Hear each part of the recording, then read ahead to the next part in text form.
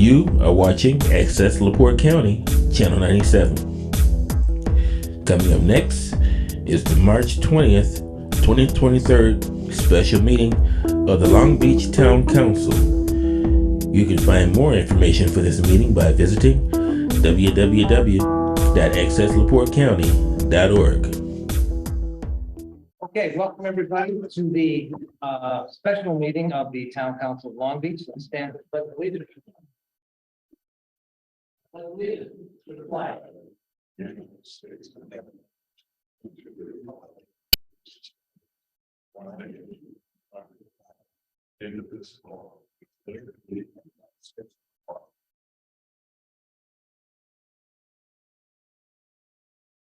Okay, I have no opening remarks. Old business.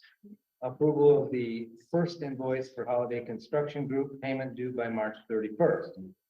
So this is for the work that has been done on the public safety building. John, I think you want to address that. Yes, so we talked about this last meeting. John and I were in favor, the other two were not, so it got shelved, but this invoice, as we talked about a couple of months ago, you know, we're waiting on the bond proceeds sometime in May. If we continue down the bond road. John's been working on some banking, potentially to use that for the financing. But this invoice from Holiday, as I've been telling everybody all along, was just to keep the process moving for them. It's design and building down payment work. And we always thought that this was going to be outside of the bond proceeds, but then we reached the town once the bond proceeds came in. So I make a motion that we approve the invoice for payment by the end of the month. It's approximately 50,000. Yeah, I'll second that motion. Discussion. I frankly don't think we have much choice. I think we need to sign this. We promised the fire department that we were going to build a building. I saw the minutes or saw the recording of last week's meeting. I guess I was under the impression that we were going to talk to a different accountant about how we were going to pay for this building. I didn't realize the plan was to talk to them about whether we were going to pay for this building. Quite frankly, I think if we decide not to pay for this building, I think we can expect to be sued by Holiday Construction. They've done a lot of work. They expect to be paid. Frankly, we've made a promise to the fire department that we were going to build a building. If we don't do that, if I was a fireman, I'd be thinking about whether or not I want to continue to work in the volunteer fire department for Long Beach. And frankly, if we don't have a fire department, I'm not sure we have a town. If this town has to go to Michigan City and say, would you give us a fire? Would you provide fire protection for us? I can tell you the first thing they're going to say is, sure, when are you going to sign to be annexed? If you guys want to be annexed, then don't sign this. But otherwise, I don't see there's much choice here. This is a whole lot cheaper than the sewer project was. I just think we need to sign it. Other comments? If not, Well, I got a comment. I don't have a problem with paying the holiday bill for the 52,000 or whatever it is. I believe he indicated in his billing that you know, he could be paid when we get the financing put together. But if he's already done the work, I think we probably already owe him. I would suggest we not pay him until the end of the month. Give us some more time to get some more information on the financing and the cost and this sort of thing. So I don't have a problem with paying him before the end of the month. Yeah, it's not going to do till the end of the month, John. Right. Further discussion? Yeah. No, There is no public that is discussion. not appropriate. This is a town council meeting. Okay. You can make your comments at the end. All in favor, say aye. Aye. Well, it has to be roll call vote because you have. Oh, I'm sorry, you're right. John Coker. Aye. Very good. I'm an aye. John. Aye. Right. Update from John Coker, Baker Tilly review of financing options. Yeah, as I indicated at the last meeting, I wanted to get a hold of Baker Tilly and see if they could give us some evaluation of this of our finances and such. I think they provided a advisory service agreement for them to conduct that. I would encourage the council to enter into that agreement. And my instructions or suggestions to them would, we'd want this done as quickly as possible, hopefully within the next couple of weeks. You know, and so that's where we are with it. So I move that we accept their proposal and get them started on it tomorrow. Is there a second? I second it. So how much do we think this is gonna cost us? Do we have any idea? Well, Mr. Walsh indicated around $10,000, but we all know how that can happen. I mean, it's going to be on a time basis. And so however much time it takes us, if we can provide them with the information they want in a timely fashion, I would anticipate it can be done fairly quickly, but I can't speak to them. But, you know, if it can be done for 10 hours or less, I'll be surprised, but, you know, I think it's well worth the money just to have an independent evaluation, that's all. Well, I guess, you know, I watched the recording of last Monday's meeting, and I was under the impression that we were gonna ask Baker Tilly to help us choose between the two financing options, that is a bond or a bank loan. And now this seems to have morphed into whether we can afford to do the project at all. And I guess I'm a little concerned that that's gonna certainly increase the scope of the work they have to do. And I guess I'm wondering is, you know, during this period of time that Baker Tilly is gonna take to make this analysis, and they're gonna have to look at a lot if they're gonna look at whether the town can afford to do it at all. What are we telling Holiday Construction to do? Are they to stop their work until we make this determination? Well, I don't think they could do any more work until we get the financing. We haven't even got the financing set yet. And it's my understanding that bids are going to go out to different banks here in the next, I think Carl had made a sheet to send out to the banks and hopefully get those bids or their proposals in as soon as possible. So I would think that it'll all dovetail about into the same time frame. I guess I'm wondering, what's the implication about stop everything at this point? That's an interesting point. First of all, John, I'd like to address what you talked about. Carl sent us today, what he sent us today was the quotation sheet or the term sheet to go out to the bonding, potential bonding bidders. That was not a bank request. So if we want to do anything with other banks, we need to request that. Now, during Mr. Johnstone's efforts, I contacted Centier Bank last Friday after speaking with Mike Johnstone, and they are interested in providing a quote. So they owe me a call back today. I haven't received it yet. I think Tara Jones was on vacation. She owes me a call back. So we're gonna give them the same information we gave Verizon and get a proposal from them on a bank loan. So I think what you saw today was Carl's effort to keep the bond process rolling. And that includes what's called a term sheet that's going to go out for quotations from the bonding company. I'm going to make a couple of comments at this point.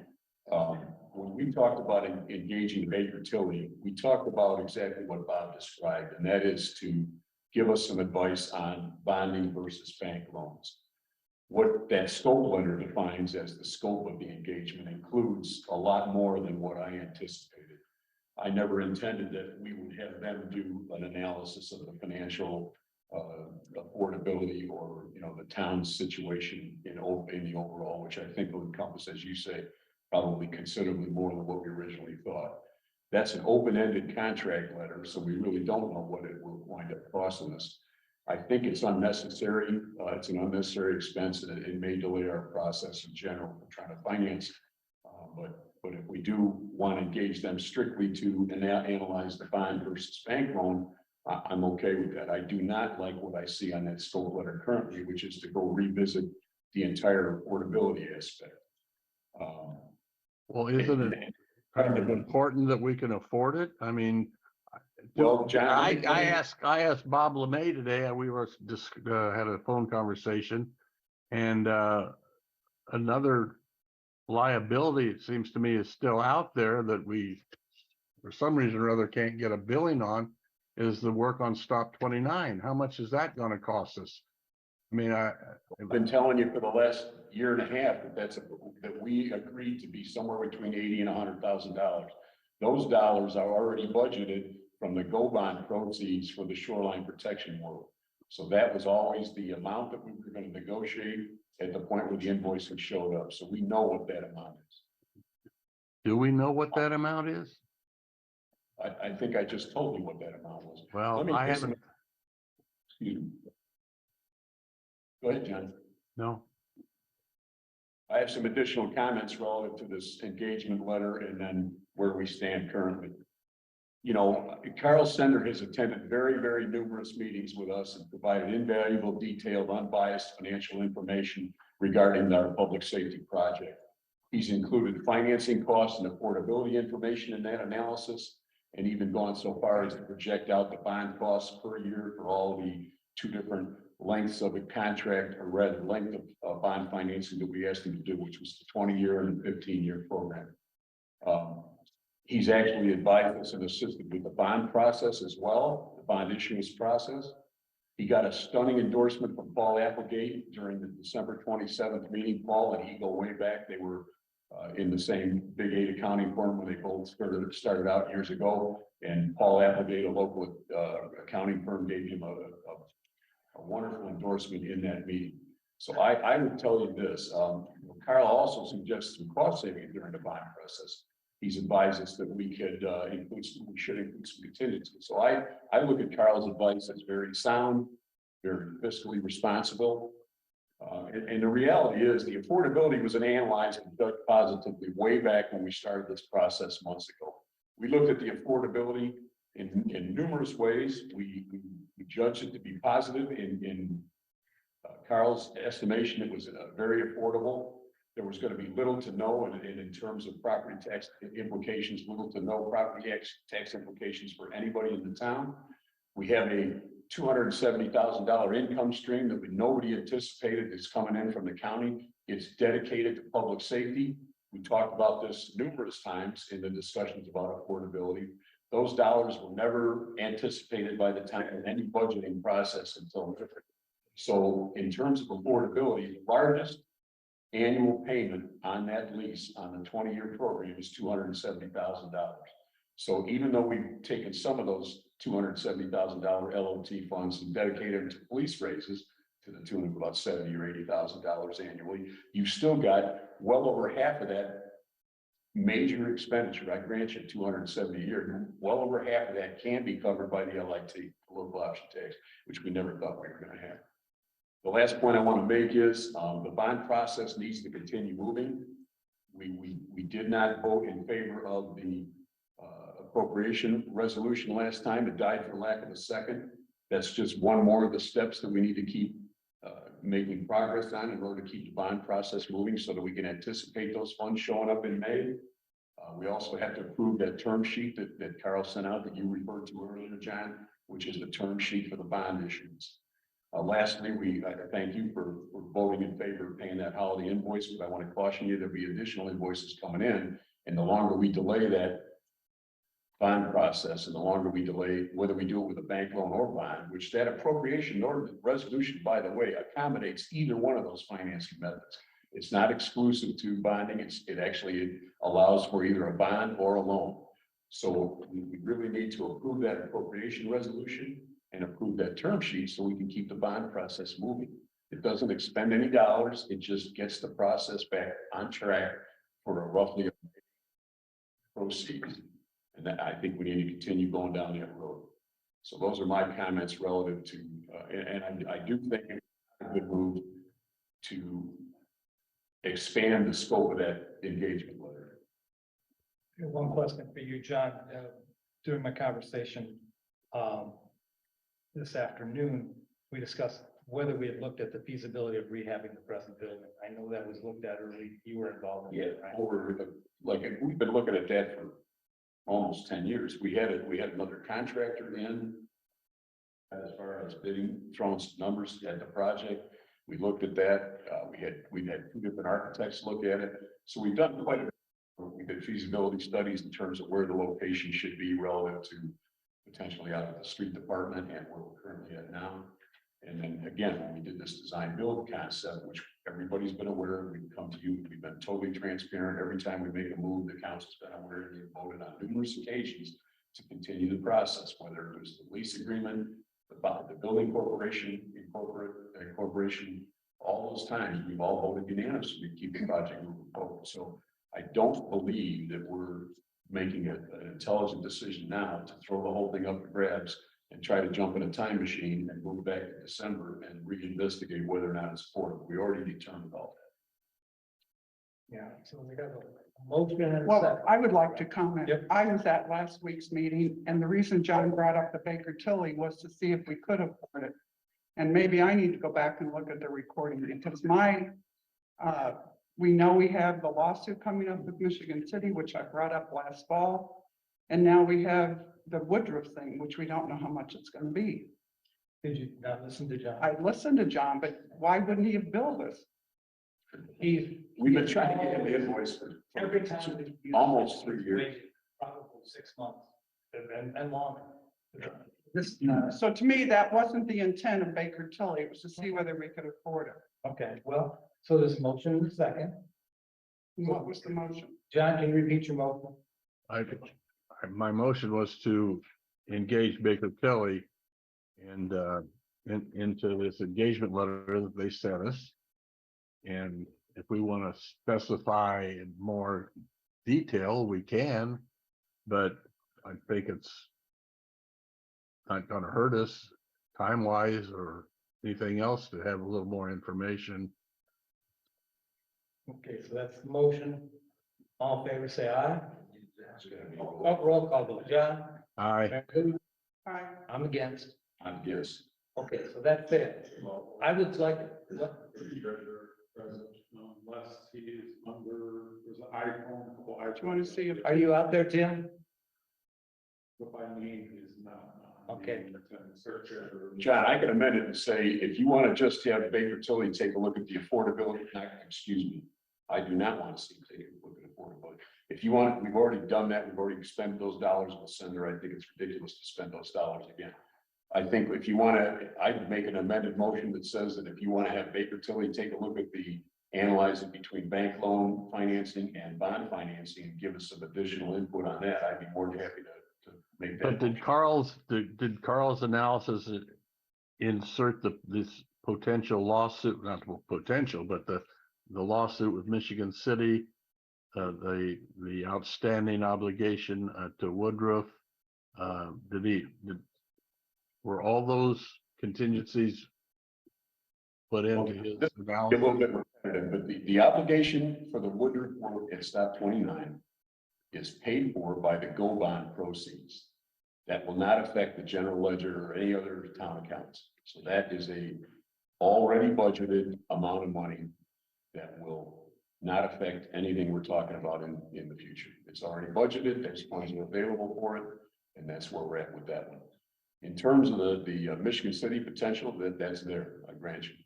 But we're also sitting on, almost 3 million or 3 million plus in reserves right now. And Carl has always told us that reserves could be, 6 months worth of reserves. So as we look at our town's current financial situation, which is difficult to ascertain with the current situation with the town clerk position. But if you analyze the current financial situation with the town, we have more than adequate in the event that we were to have to come up with the kind of dollars that potentially we'd have to come up with for the Michigan City Sanitary District settlement.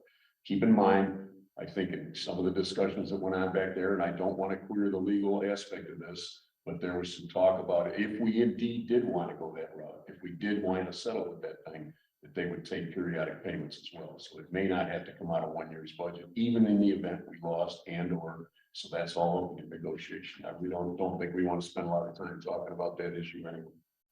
But in terms of our ability to handle that particular instance and the affordability of the building, which I've already told you on numerous occasions and reiterated again tonight, we've got most of that covered with the LOT. OIT, John. All right, I don't remember. Did I second your motion? I made the motion that I would be happy to authorize the town council to proceed with a negotiated contract with Baker Tilly strictly for analyzing the difference between the bond and the loan aspects of the financing for the public safety building. I do not think we want to have them return it and analyze our whole town's financial situation at this point. It's not necessary. I have great respect for Carl Center. I think it was a shot at him to even entertain another outfit. Anyway, I'll go on with that. I'll second that motion. Other discussion? All right. Call for a vote. John? Coker? John Coker? Abstain. Mary Lou? I'm in favor. I'm in favor. Does that pass? It doesn't matter, you need a majority. Well, if That is correct. if we don't do that, then there is no review of the options by the independent accounting firm. Given that, And you have, just to clarify, you have an independent accounting firm already. well, we do, it's a second. The additional. Yeah. Baker Tilly, that's right. So, given the understanding of how that vote went, can we redo that vote? Make whatever Okay, so I would motions you want. make a motion, we redo that vote. Well, what you need to make them, what's the motion to retain them strictly? The same motion we had before, just revote the same thing, What John said, what John said. okay. I want to give people, with the understanding of how this vote turned out, the opportunity to vote differently, if they so choose. You could make a motion in a second if you want to entertain that. Okay, so I would make John's motion, want to second it? I'll second it. John Coker. I'll vote yes. Wait a minute, it's the same, Same vote, we're just We're retaining. just reducing the scope of the Baker Tilly. Same, I'm saying that Baker Tilly, rather than analyzing affordability, rather than pounding through the entirety of the town's finances, all we're asking them to do is give us some more input on the analysis of the difference between the bond quotes, which will, that's, we got to keep that process moving. We're going to talk about that in a minute, and the bank financing. I abstain. I'm in favor. I'm in favor. So it passed. Okay, next agenda item, financing options for the Public Safety Building Corporation. That's basically what we just voted to send to the second independence. Right, and I think, John, I'm gonna contact Centier again in the morning, and hopefully we can get them on board with a bank quote. If you want to see another one, I talked to John, he's happy with 2 quotes. If you want to see another one. Okay, I was under the understanding that Tim was gonna send out a couple other banks. I forget which they were, but they're all local banks. Well, we just need to make sure that that's happening, and my confidence level on him following through is not very high. Yeah, Well, I spoke with Carl Sender this afternoon, and he would be happy to send it to whatever banks we want. We just need to let him know. So, Okay, well, I think there's Center Go and ahead. Verizon and 2 other banks in that are. So you want to see 4 bank quotes? Yeah, and we probably will only get 2 back, but at least we'll have a couple at least. I know from the indication from Centier is a Dell quote. We have Horizon. What else we want to do? Tim said in a text last Thursday that he called into Fifth Third and is it BMO Harris? Are we comfortable with those? Yeah, that's fine. Haven't heard anything back, but that's what he texted John, myself, and the chief. All right. Yeah, I did not see that, and I just want to make sure that this ball keeps moving forward, Mary Lou. So you want to follow up with Tim and make sure that he's contacted those people and make sure that they get. I think we'll let Carl do that Why don't I call Carl tomorrow? And we'll and ask have him make sure they're all quoting the same thing. I mean, Yeah. I will call Carl. All right. Update on the Horizon Bank accounts, additional interest. We don't have our clerk treasurer in attendance. I don't have any information on that. Does anybody? He talked about it last week. Yeah. I guess we have to wait till April. I guess we're gonna have to, we've waited this Okay. long. Is he on Zoom? No, Not that we can see. So, you know, just as a comment, we've been talking about this for over 6 months. I have a hard time believing that we sit here near the end of March and we still haven't had the clerk's office act on this. unfortunately, I believe it. Okay, I work Q software contract for building department, contract language changes. Chris, I had the same concerns you do. Do you want to just go ahead and repeat those with the contract? Yes, you voted last month, I believe, to approve this software, which will greatly improve the process and help the building commission and enforcement issues, all of those. Subject to my approval and suggestions to add a couple provisions, one of which they agreed to remove of venue being in Utah, but the other that I always try to insist on is an attorney's fees provision, which you guys are painfully aware of, that it's good and it's mutual. So on this one, but I've had discussions with them. Lou Mellon has kind of headed up, and he and Larry Wall and Honor have done a lot of work. And that company has said that they will not agree. So it puts you in this, in a position. To me, it's a cost benefit decision. You know, is there a likelihood of something going wrong? No. Is it a one-time outlay for them to implement the system and then you pay for it? That's the deal. My recommendation to you is that you have it. You have to accept that advice. Am I saying you should hang your head on that and deny or not approve this contract? I'm not saying that. You have to weigh what the benefit of the town is, and that's my recommendation and advice to you tonight is it's something in no matter what scope of practice I'm in is an attorney's fees provision, because otherwise the default rule under Indiana law is everybody pays their own way unless there's a statutory provision or a contractual provision. Do I think there's a likelihood that something goes wrong? I don't. I thought it was a bit of a red flag. I don't think I've ever had anybody give the Godfather offer in return of something that's mutual, because this was mutually beneficial. If there's a lawsuit, you know, whoever prevails can recoup or is entitled to recoup legal fees. So there, It's a relatively small outlay, so I mean, in terms of any kind of adversarial relationship that we might develop, I mean, essentially, we're buying some software, so the downstroke, I think, was the first year was 12 grand, and it's 7 grand a year or something. it is that. So it gets to be a cost benefit decision, and so is my recommendation that should clear the process. I'm not here prepared to say that to you. It's something that I think is important to have in contracts, but you know, I think you should weigh what the value to the town of having this program and what it will do. How would we get a lawsuit off of this program? Well, for instance, if you didn't pay them, well. No, I meant, will you, if they didn't live up to, or yeah, they didn't live up to their obligations of the contract and implement software and the input or the training. And do I think that, again, I don't know that there's a huge risk that you have here, but there is a risk, right? It's between two parties. And I think your biggest consideration is whether you want to hang your hat on that one provision, or, you know, you accept the cost benefit and recognize the potential benefit to the town. I think to send the building commission out on another hunt for, I mean, they did a lot of work to get to the point where they chose this stuff, but I personally, I don't think the exposure is worth